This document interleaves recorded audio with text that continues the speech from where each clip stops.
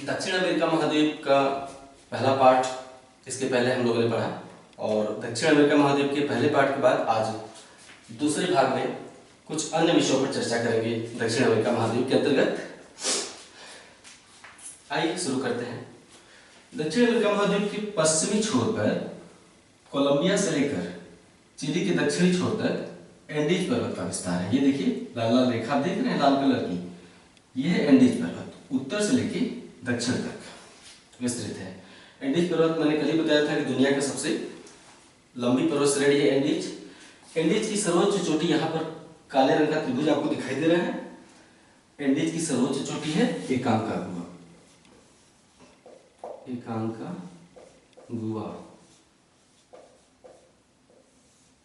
एकांकागुआ Andes की सर्वोच्च चोटी है। किस देश में है?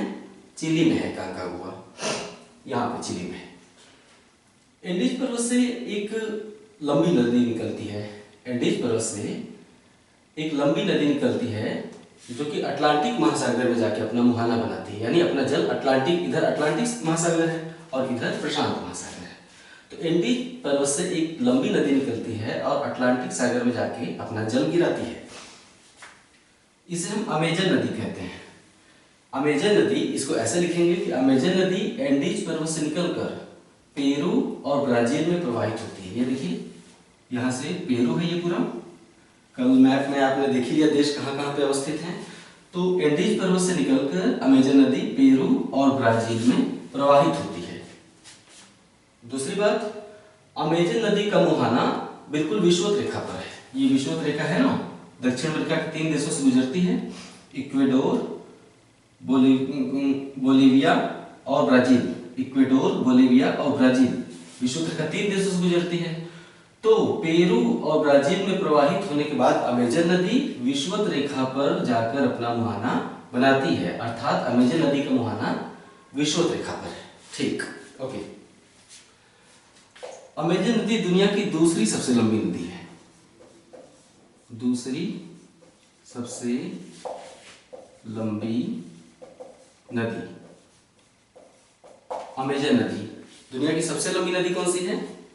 नील नदी, नाइल, जो कि मिस्र में प्रवाहित होती है। दुनिया की दूसरी सबसे लंबी नदी अमेजन, जो कि एंडीज से निकलकर पेरू और ब्राजील में प्रवाहित होते हुए अटलांटिक महासागर तट पर विषुवत रेखा पर मुहाना बनाती है। दूसरी सबसे लंबी नदी है अमेजन। लेकिन अमेजन नदी का जल ग्रहण क्षेत्र दुनिया में सबसे बड़ा है। अमेजन नदी हालांकि दूसरी सबसे लंबी नदी है, लेकिन उसका जल ग्रहण क्षेत्र दुनिया में सबसे बड़ा है।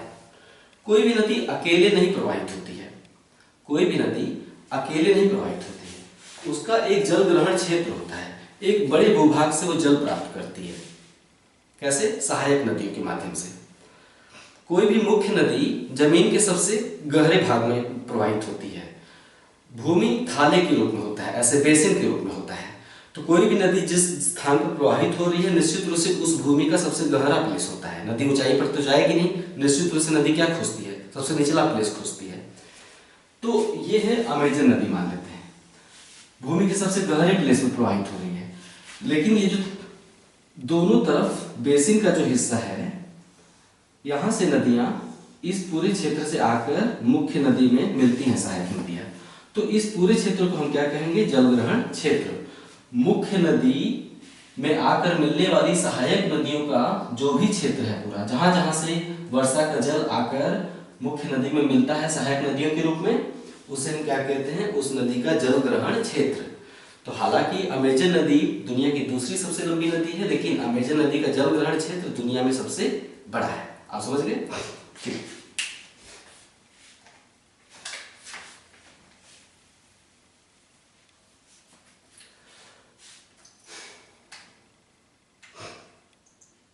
अमेजन नदी के तट पर ब्राजील में एक बंदरगाह है। अमेजन नदी के तट पर ब्राजील के अंदर मुख्य भूमि में एक बंदरगाह, लाल कलर का डॉट देख रहे हैं, इसका नाम है मनाउस। मनाउस बंदरगाह, नदी बंदरगाह है। नदियों पे भी तो बंदरगाह होते हैं।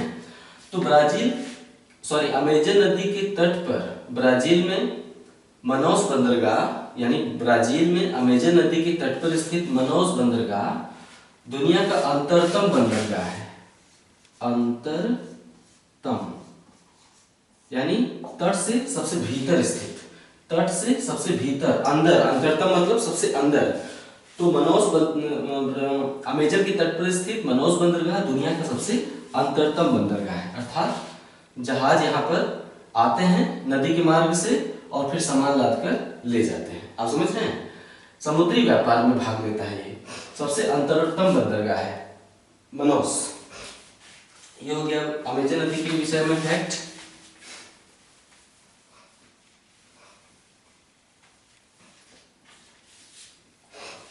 अब अमेजन नदी के पास सिलवास लिखा है। सिलवास क्या है, छोटा सा परिचय पहले दे दूं। सिलवास एक सदाबहार वन है। अमेजन नदी की घाटी में, अमेजन नदी बहुत ज्यादा वर्षा का क्षेत्र है। कैसे वर्षा का क्षेत्र है अभी हम बताएंगे।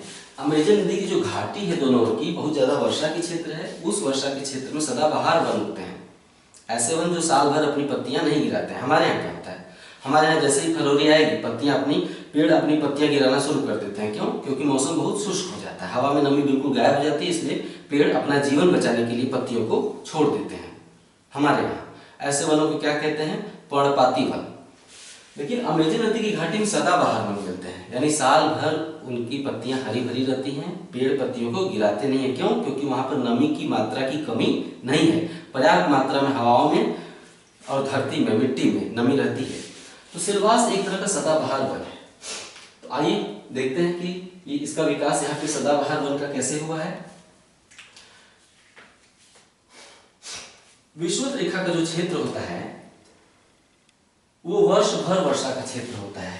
ये ग्लोब है, ग्लोब में जो 0 डिग्री अक्षांश होता है ये वर्ष भर वर्षा का क्षेत्र होता है। कैसे? पृथ्वी पर सबसे ज्यादा सूर्य की लंबवत किरणें वर्ष भर सबसे ज्यादा कहाँ पड़ती हैं? ये हमने पृथ्वी की गति, मौसम और दिन रात में बताया था कि सूर्य की सबसे ज्यादा किरणें 0 डिग्री अक्षांश पर पड़ती हैं। साल भर यहाँ पर सूर्य की लंबवत किरणें लगभग पड़ती रहती हैं। इसके चलते विषुवत रेखा पर जो सागर होता है, महासागर, महासागर की सतह का जल बहुत गर्म हो जाता है। विषुवत रेखा के आसपास जो भी महासागर है उसकी सतह का जल बहुत गर्म हो जाता है। अब महासागर की सतह का जल अगर गर्म हो गया तो क्या बनाएगा? वाष्प, वेपोराइजेशन होगा। हवा में क्या होगा? नमी की मात्रा बहुत बढ़ जाएगी। हवाएं भी यहाँ पे गर्म होती हैं, हवा जितनी गर्म होगी नमी को उतनी ज्यादा अवशोषित करने में सक्षम होगी। हवा जितनी भी गर्म होगी नमी को उतनी ज्यादा वाष्प को अवशोषित कर सकती है। तो आप यहाँ पे विषुवत रेखा की 2 परिस्थितियां हैं, बहुत ज्यादा गर्मी और गर्मी के चलते वेपोराइजेशन समुद्र में, वाष्पीकरण, इसके चलते हवाओं में बहुत ज्यादा नमी भर जाती है विषुवत रेखा के क्षेत्र में। अब देखिए ब्राजील के पूर्व में, अमेजन घाटी के पूर्व में कौन सा सागर है? अटलांटिक महासागर। ये विषुवत रेखा है। अटलांटिक महासागर का जल सतह का बहुत गर्म हो जाता है, ऊपर उठता है, हवाओं में नमी बहुत बढ़ जाती है। हवाएं घुसती हैं अमेजन की घाटी में, ब्राजील में। हवाएं ब्राजील की घाटी में प्रवेश करती हैं। कौन सी हवाएं? जो कि नमी से लबालब है, भरी हुई हैं। ये हवाएं जब पश्चिम की ओर प्रवाहित होती हैं तो एंडीज के पास आकर एंडीज से टकरा जाती हैं। विषुवत रेखी हवाएं उष्णकटिबंध में जो हवाएं बनती हैं और जिनमें बहुत ज्यादा नमी होती है, बहुत ज्यादा गर्मी होने की वजह से, वो हवाएं व्यापारिक पौने कहते हैं। व्यापारिक पौने जब पश्चिम में प्रवाहित होती हैं तो एंडीज की पूर्वी ढाल से, इधर पूर्व है इधर पश्चिम, एंडीज की पूर्वी ढाल से टकराकर बहुत ज्यादा वर्षा करती हैं। बहुत ज्यादा वर्षा का कारण हमने बताया कि हवाओं में नमी बहुत ज्यादा होती है विषुवत रेखा के आसपास। क्यों? क्योंकि समुद्र का सतह का जल बहुत गर्म होता है, वाष्प बहुत ज्यादा होता है।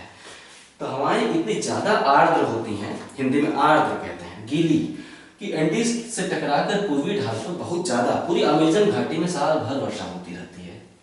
पूरी अमेजन घाटी में विषुवत रेखा के साथ साथ साल भर वर्षा होती रहती है। यही कारण है कि यहाँ पर अमेजन जैसी नदी का उद्भव हुआ है। नदी कहाँ पैदा होगी? जहाँ पे वर्षा बहुत ज्यादा होगा, इसलिए यहाँ पे अमेजन नदी की उत्पत्ति हुई है।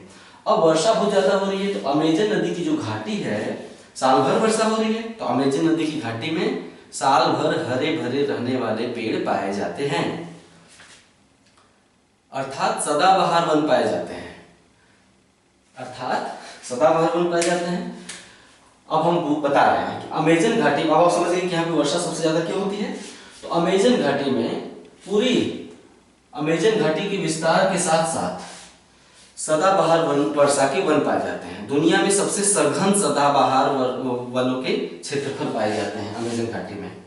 दुनिया में सबसे सघन सदाबहार सदाबहार वनों को वर्षा वन भी कहते हैं। क्या? वर्षा वन, जहां पे साल भर वर्षा होती हो। ओके, तो अमेजन घाटी में सबसे सघन, दुनिया का सबसे सघन वर्षा वन पूरे अमेजन घाटी में पाया जाता है। ठीक है, इन्हीं वर्षा वनों को क्या नाम देते हैं हम? सदाबहार वनों को सेलवास। अब आप समझ गए सेलवास क्या है? सेलवास क्या है? अमेजन घाटी में वर्षा वन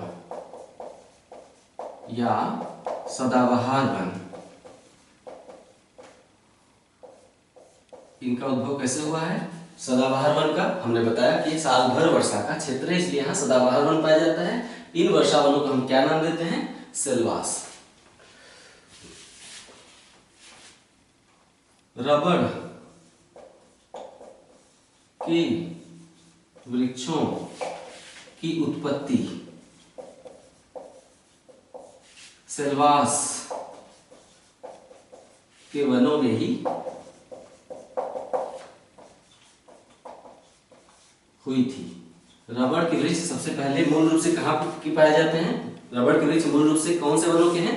सेलवास वनों के हैं, यानी अमेजन घाटी के वर्षा वनों के हैं। ठीक, जो वर्षा वन होते हैं उनकी सबसे बड़ी विशेषता महोगनी का वृक्ष होता है। महोगनी वनस्पति वर्षा वनों की सबसे बड़ी विशेषता होती है। तो सेलवास जो है महोगनी लकड़ी के बहुत बड़े भंडार के रूप में जाने जाते हैं। यहाँ पर महोगनी के वृक्ष बहुत ज्यादा पाए जाते हैं सेलवास। ओके, अब आगे बढ़ते हैं।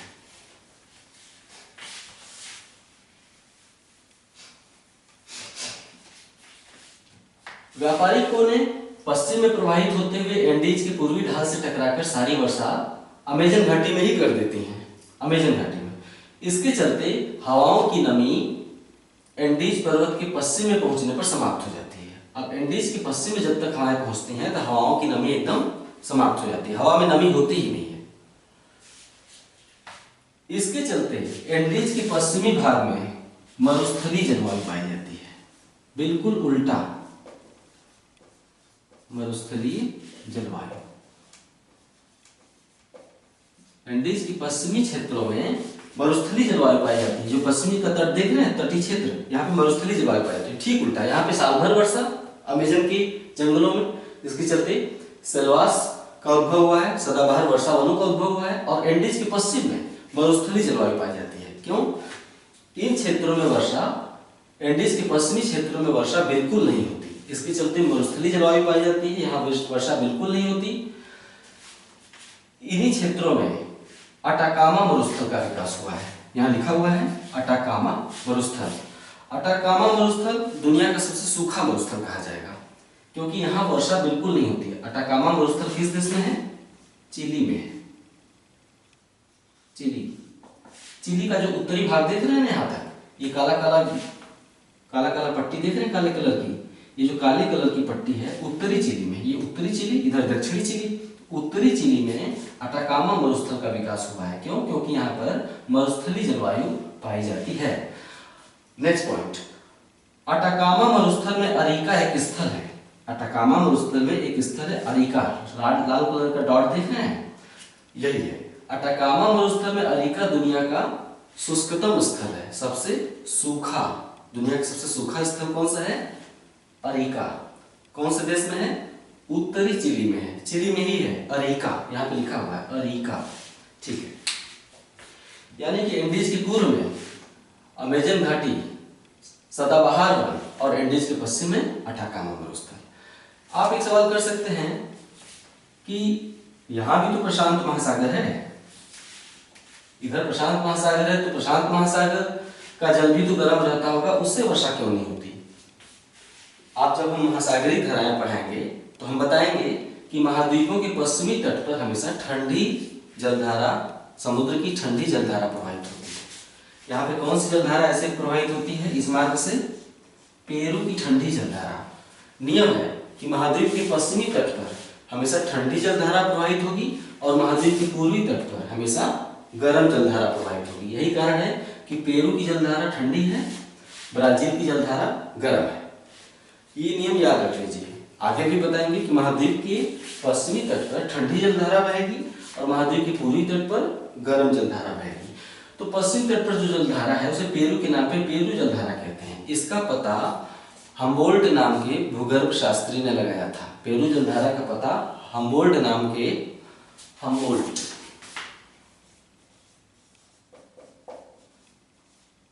पेरू जलधारा का पता हम्बोल्ट नाम के एक भूगर्भ शास्त्री ने लगाया था। इसलिए पेरू जलधारा को हम दूसरा नाम क्या देते हैं? हम्बोल्ट जलधारा। तो यहाँ पे ठंडी जलधारा है हम्बोल्ट की। ठंडी धाराओं में वाष्पीकरण नहीं होता। जहां पर भी तट पर ठंडी जलधारा है उसमें वाष्पीकरण नहीं होता। वाष्पीकरण नहीं है तो हवा में नमी नहीं आएगी। अब हवा में नमी नहीं है तो वर्षा करने में सक्षम होंगी। यही कारण है कि एंडीज के पश्चिमी क्षेत्रों में वर्षा बिल्कुल नहीं होती। दुनिया का सबसे सूखा स्थल अरिका किस मरुस्थल में? अटाकामा मरुस्थल में। दोनों कहाँ हैं? उत्तरी चिली में। यहाँ पे आप समझ गए कि क्यों यहाँ पे अमेजन घाटी में बहुत ज्यादा वर्षा होती है, बहुत ज्यादा जंगल पाए जाते हैं और यहाँ पर बिल्कुल मरुस्थल पाया जाता है पश्चिमी क्षेत्रों में। सदाबहार वन जो अमेजन घाटी में पाया जाता है, वर्षा वन, सदाबहार वन, सेल्वास नाम देते हैं। सदाबहार वन या वर्षा वनों की विशेषता ये होती है कि ये बहुत सघन होते हैं क्योंकि वर्षा बहुत ज्यादा होती है। खासकर अमेजन घाटी के वर्षा वनों की विशेषता है कि वो इतने सघन हैं कि उसमें सूर्य की किरणें भी प्रवेश नहीं कर पाती हैं। आप डिस्कवरी चैनल या एनिमल प्लेनेट देखते होंगे तो उसमें ये सब दिखाता रहता है कि अमेजन के वनों में सूर्य की किरणें भी प्रवेश नहीं कर पाती हैं, जिसके चलते जो छोटी वनस्पतियां होती हैं नीचे उन्हें बहुत ज्यादा प्रतिस्पर्धा करनी पड़ती है। क्यों? क्योंकि जो ऊंची वनस्पतियां हैं वो जमीन को पूरी तरह से अपने वितान से ढक देती हैं। इसके चलते छोटी वनस्पतियां उनको बहुत प्रतिस्पर्धा करनी पड़ती है। आप चैनल में अक्सर देखते होंगे डिस्कवरी एनिमल प्लेनेट में कि कोई लता का वृक्ष होता है, वो धूप लेने के लिए पेड़ की चारों तरफ पेड़ को लपेटते हुए ऊपर तक उठने का प्रयास करता है। जो लता होती है, लता का वृक्ष, वो यहाँ पे लता के वृक्ष बड़े खतरनाक पाए जाते हैं। क्यों?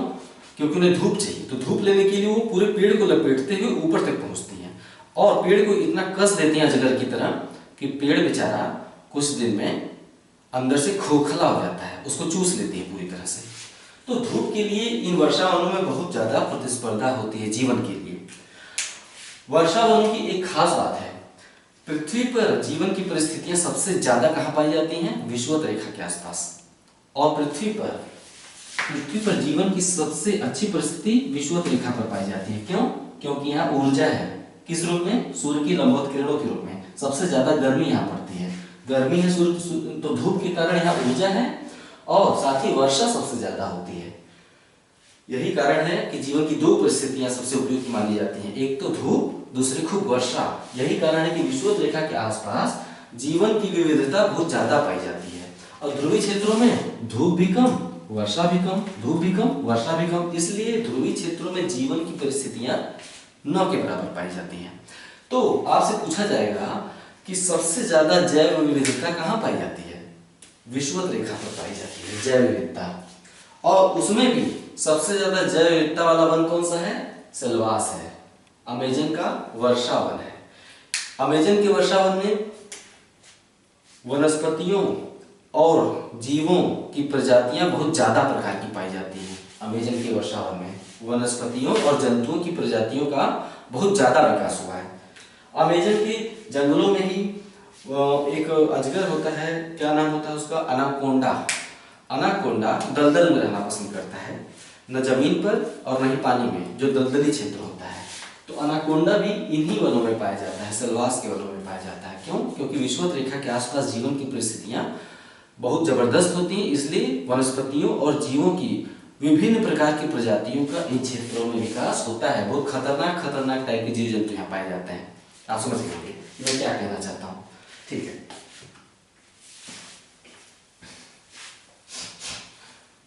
सेल्वास के उत्तर में आप देख रहे हैं लानोस लिखा है और दक्षिण में कैंपोस लिखा है। सेल्वास के उत्तर में लानोस और दक्षिण में कैंपोस। तो विषुवत रेखा के 0 डिग्री है, उत्तर में 10 डिग्री, दक्षिण में 10 डिग्री। विषुवत रेखा के उत्तर और दक्षिण में जो 10 डिग्री तक का क्षेत्र है उसे हम क्या कहते हैं? उष्णकटिबंध। विषुवत रेखा के दोनों ओर 10 डिग्री अक्षांश जो होते हैं दोनों गोलार्धों में, उसे हम कहते हैं उष्णकटिबंध। 10 डिग्री अक्षांशों के बाहर इधर और इधर, यहाँ और यहाँ, इन क्षेत्रों में यानी उष्णकटिबंध के बाहर का क्षेत्र क्या कहलाता है? उपोष्णकटिबंध। ये पूरा क्षेत्र तो उष्णकटिबंध हो गया 10 डिग्री अक्षांश तक, विषुवत रेखा से 10 डिग्री अक्षांश तक उष्णकटिबंध हो गया। उष्णकटिबंध के बाहर का क्षेत्र क्या कहलाता है? उपोष्णकटिबंध। तो अमेजन के वर्षावनों अर्थात सिलवास के उत्तर और दक्षिण में उपोष्णकटिबंध है। सिलवास के उत्तर और दक्षिण में उपोष्णकटिबंधों में सवाना जलवायु पाई जाती है। सिलवास के उत्तर में और दक्षिण में उपोष्णकटिबंधों में, इसको सिलवास मान लेते हैं बीच वाले क्षेत्र को, सिलवास के उत्तर और दक्षिण में उपोष्णकटिबंधों में सवाना जलवायु पाई जाती है। सवाना जलवायु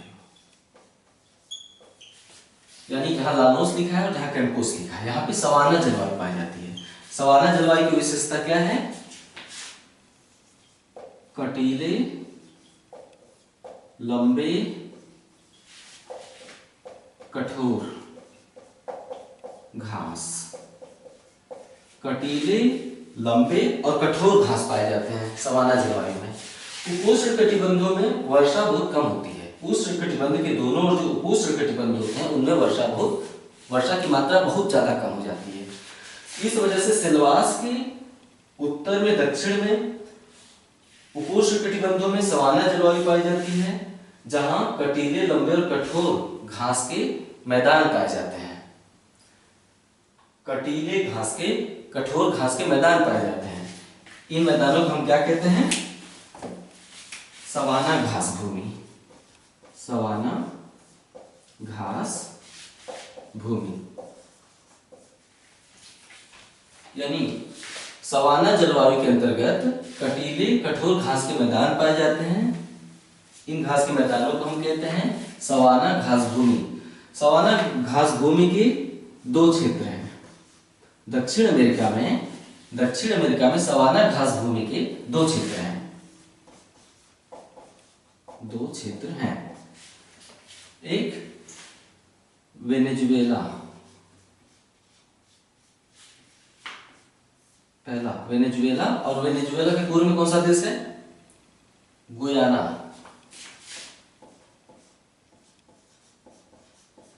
और दूसरा क्षेत्र कौन सा है? दक्षिणी ब्राजील। ये ब्राजील का जो दक्षिणी हिस्सा है, दूसरा क्षेत्र है दक्षिणी ब्राजील।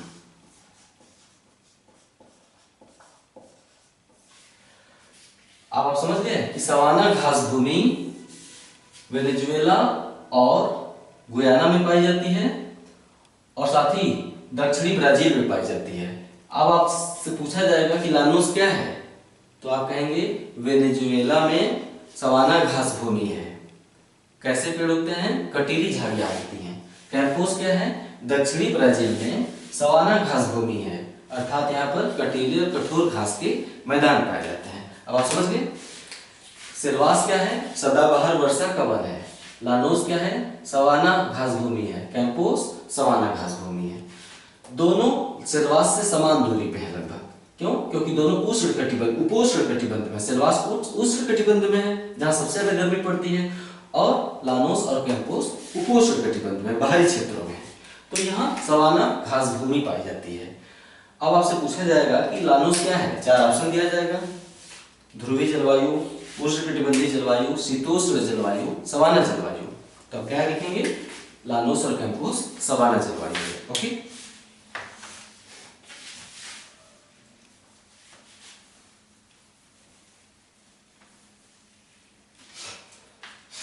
दक्षिण में अर्जेंटीना में पंपास मैंने लिखा है।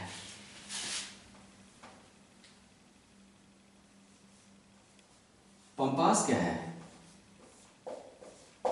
पंपास क्या है? अर्जेंटीना और अर्जेंटीना के उत्तर में ये जो देश है इसे हम कहते हैं उरुग्वे। अर्जेंटीना के उत्तर में ये वाला देश है उरुग्वे। तो अर्जेंटीना और उरुग्वे दोनों में पम्पास पाया जाता है। तो आप जान लें कि अर्जेंटीना और उरुग्वे उन्हीं कटिबंधों में स्थित हैं जिन कटिबंधों में उत्तरी अमेरिका का ग्रेट लेक प्रदेश, वो कटिबंध कौन सा है? शीतोष्ण कटिबंध। उष्ण कटिबंध, उपोष्ण कटिबंध, शीतोष्ण कटिबंध, ऐसे ही होता है।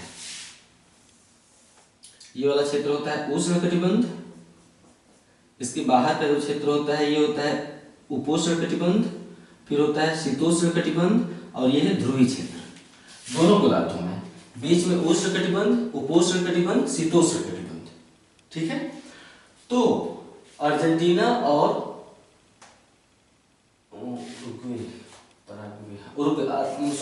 अर्जेंटीना और उरुग्वे उन्हीं क्षेत्रों में हैं, उन्हीं कटिबंधों में हैं, उन्हीं अक्षांशों पर स्थित है जिन अक्षांशों पर उत्तरी अमेरिका का ग्रेट लेक प्रदेश है। ग्रेट लेक प्रदेश के आसपास कौन सी घास भूमि पाई जाती है? प्रेरी। तो हम कहेंगे कि अर्जेंटीना और उरुग्वे में प्रेरी जलवायु पाई जाती है। ठीक है। अर्जेंटीना और उरुग्वे में प्रेरी जलवायु पाई जाती है। प्रेरी जलवायु अर्थात शीतोष्ण जलवायु।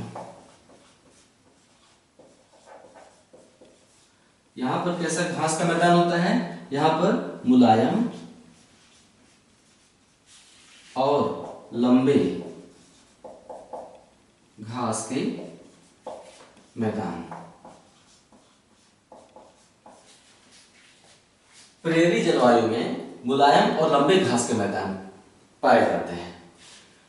तो लेकिन अर्जेंटीना की जो प्रेरी घास भूमि है उसे हम क्या नाम देते हैं?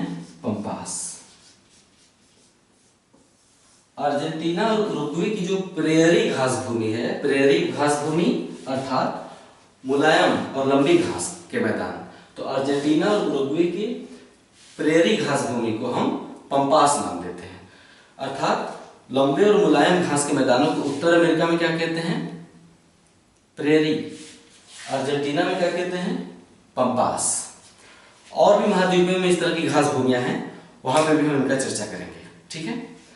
तो आज का चैप्टर यहाँ पे जो दक्षिण अमेरिका का द्वितीय भाग यहाँ पे समाप्त हुआ। मेरे ख्याल से आपको समझ में आया होगा सारा कुछ। आपने यहाँ पे नदियों के विषय में जाना। हाँ, एक नदी तंत्र है दक्षिण अमेरिका महाद्वीप के दक्षिणी क्षेत्र में, इसको बताना जरूरी है। ब्राजील से 3 नदियां निकलकर दक्षिण की ओर प्रवाहित होती हैं। 1, 2, 3। ब्राजील, दक्षिणी ब्राजील में 3 नदियां उत्पत्ति होती हैं, 3 नदियों की, और वो दक्षिण की ओर प्रवाहित होती हैं। इन नदियों का नाम है, देशों के नाम पर है। ये कौन सा देश है? पराग्वे। तो ये पराग्वे नदी है, बीच में पराना नदी है, और ये उरुग्वे। तो इस नदी का नाम है उरुग्वे, यानी पराग्वे, पराना, उरुग्वे नदियों के नाम हमें लिख दें ताकि आप कंफ्यूज ना हो। आप अपने मानचित्र में भी देख सकते हैं कि दक्षिणी ब्राजील से 3 नदियां निकलकर दक्षिण में बहती हैं। 3 नदियों का नाम है क्रमशः पराग्वे, पराना और उरुग्वे। 3 नदियां निकलकर दक्षिण की ओर बहती हैं ब्राजील से निकलकर। इन तीनों नदियों के तंत्र को हम क्या कहते हैं? प्लाटा। इन तीनों नदियों के तंत्र को हम सम्मिलित रूप से प्लाटा कहते हैं। प्लाटा तंत्र, प्लाटा नदी तंत्र, प्लाटा क्या है? नदी तंत्र है। प्लाटा नदी तंत्र जिस खाड़ी में गिरता है, ये खाड़ी देख रहे हैं, तीनों ओर से भूमि से घिरा हुआ समुद्री क्षेत्र, ये समुद्री क्षेत्र है, ये समुद्री क्षेत्र है, यहाँ पे खाड़ी है। तो प्लाटा नदी तंत्र जिस खाड़ी में गिरता है उसे हम कहते हैं रियो डेल ला प्लाटा। प्लाटा नदी तंत्र जिस खाड़ी में गिरता है, जिस खाड़ी में मुहाना बनाता है, उसे हम कहते हैं रियो डेला प्लाटा। फिर से हम बता दें, दक्षिणी ब्राजील से 3 नदियों का उद्भव होता है, पराग्वे, पराना, उरुग्वे। इन तीनों नदियों के सम्मिलित तंत्र को प्लाटा नदी तंत्र कहते हैं। प्लाटा नदी तंत्र जिस खाड़ी में मुहाना बनाता है उसे रियो डेला प्लाटा कहते हैं। खाड़ी का नाम है रियो डेला प्लाटा। ये हो गया दक्षिण अमेरिका की सभी महत्वपूर्ण जानकारियां दक्षिण अमेरिका महाद्वीप की। इसके बाद अगला अध्याय अफ्रीका महाद्वीप का होगा, बहुत ही महत्वपूर्ण अफ्रीका महाद्वीप। तो जारी रहिए मेरे साथ साथ। कैसा लगा आप अपनी प्रतिक्रिया भी देते रहिए, मुझे पढ़कर बहुत ही अच्छा लगता है। ओके, नमस्कार।